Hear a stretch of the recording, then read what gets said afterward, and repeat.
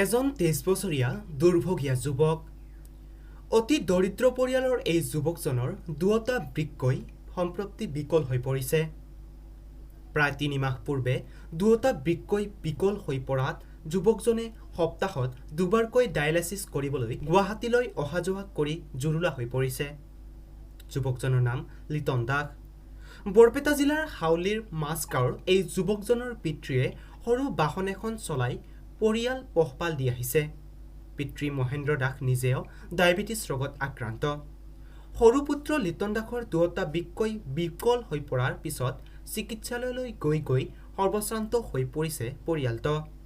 চিকিৎসকে 23 বছৰীয়া লিটন দাসৰ বৃক্ক সলনি কৰিবলৈ পৰামৰ্শ দিছে, কিন্তু ধনৰ অভাৱত পৰিয়ালটোৰ এতিয়া হাহাকাৰ অৱস্থা। দিনটো গাড়ী চলাই পোৱা সামান্য টকা কেইটাৰে পিতৃয়ে নিজৰ ঔষধ কেইটাও ক্ৰয় কৰিব নোৱাৰে। এনে অৱস্থাত পুত্ৰৰ বৃক্ক সলনি কৰাৰ বাবে প্ৰয়োজন হোৱা 10-12 লাখ টকা কেনেকৈ যোগাৰ কৰিব তাকে ভাবি পৰিয়ালটোৰ মূৰত আকাশী সৰগ ভাগি পৰিছে। মুখ্যমন্ত্ৰী ডক্টৰ হিমন্ত বিশ্ব শৰ্মাৰ লগতে সহৃদয়বান ৰাইজৰ পৰা আৰ্থিক সহায় বিচাৰিছে দুৰ্ভগীয়া পৰিয়ালটো আৰু যুৱকজনে। হৃদয়বান লোকে আৰ্থিকভাৱে সহায় কৰিব বিচাৰিলে বেংক অৱ বৰোদাৰ বৰপেটাৰত শাখাত লিটন দাসৰ নামত থকা account number 59120100006596 IFSC code BARBOBARROA অনুদান আগবঢ়ালে পৰিয়ালটো উপকৃত হ'ব। বৰপেটাৰ পৰা ৰাজু দাসৰ ৰিপৰ্ট, বিজনিভাছ 24। থাকে আৰু ডায়ালিচিছটো অসুবিধা 3 মাহমান কৰলাকে ডায়ালিচিছ কৰি আছোঁ।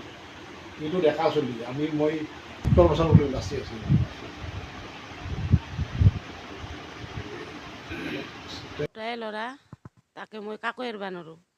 ডাঙৰটোক এৰিব নোৱাৰোঁ, সৰুটোক এৰিব নোৱাৰোঁ। সেইকাৰণে আমি ৰাইজক হওক মই সহায় বিচাৰিছোঁ, জানি অলপ ৰাইজে চৰকাৰে জানি অলপ যথেষ্ট কষ্ট হৈছে আৰু মোৰ থাকবাই নোৱাৰোঁ। মনকে মৰিয়ে যাওঁ নেকি গোটেইকেইটা, ইমান ডাঙৰ বেমাৰটো দিছে।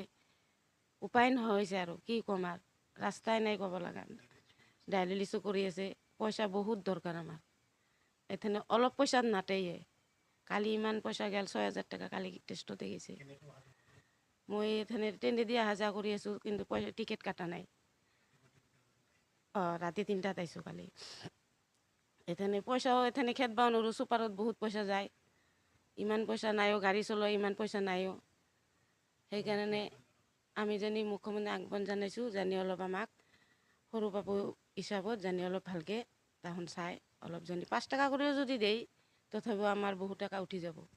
মই সেইখিনিয়ে জনাইছোঁ আৰু জানি অলপ ৰাইজৰ পৰা জানি অলপ হেল্প কৰে। ৰাইজে যদি ইচ্ছা কৰিলে বাচাব পাৰে তাহোন ৰাইজে। আমি ৰাইজক জনাইছোঁ ভালকৈ জানি অলপ সহায় কৰে। মোৰ নাম হ'ল লিটন দাস। মোৰ নাম লিটন দাস। মোৰ ঘৰ হাউলী মাজাৰগাঁও। তো মোৰ আজি 3-4 মাহ আগতে গম পাওঁ যে মোৰ কিডনীটো বেয়া হৈছে। ডক্টৰে কৈছে কি তোমাৰ কিডনী দুটা ফেইল, তো তুমি ট্ৰান্সপ্লাণ্ট কৰিব লাগিব। তো এতিয়া মোৰ ডায়েলিচিছ চলি আছে। ডায়েলিচিছ মই গুৱাহাটীত কৰি আছোঁ, JMCত। মোৰ দেউতা গাড়ী চলায়। খৰচ মানে ডায়েলিচিছ যেনে কালি আপোনাৰ মোৰ ভৰি টানে কাৰণে টেষ্ট দিছোঁ, 6,000 টকাত টেষ্ট দিছে। বহুত বেছি।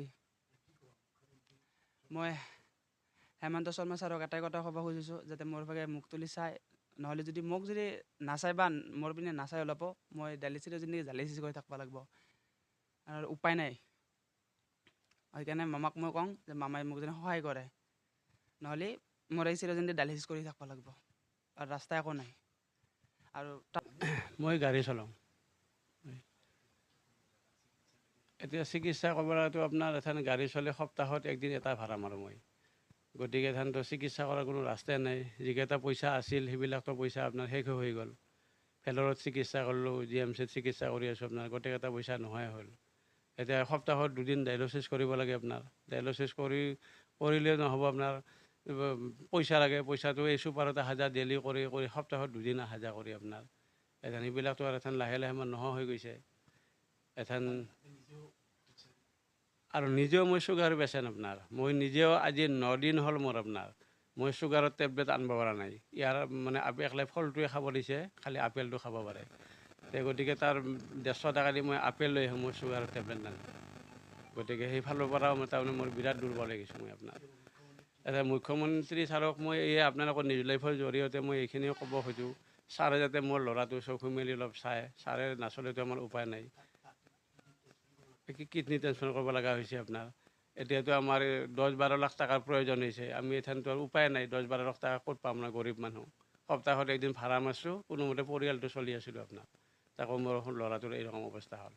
এতিয়া মুখ্যমন্ত্ৰী ছাৰক মই কাটৰ মই ভৰিত ধৰি মই জনাইছোঁ, ছাৰে যাতে এইখিনি মোৰ ল'ৰাটোক চকু মেলি চায় আৰু আপোনাৰ। আৰু সমূহ ৰাইজক, অসমবাসী ৰাইজকো মই কাটৰ আহ্বান কৰিছোঁ, যাতে ৰাইজে মোৰ ল'ৰাটোক দেখি চাই, চেঙৰাৰ ল'ৰাটো 23 বছৰ বয়স ল'ৰাটোৰ মোৰ, সেই তাত ল'ৰাটোক দেখি চাই যাতে ৰাইজে মোৰ 5 টকা 10 টকা যোনে যি পাৰে অসমবাসী ৰাইজে মই ভৰিত ধৰি মই আহ্বান কৰিছোঁ, ৰাইজে যাতে মোক সহায় কৰে।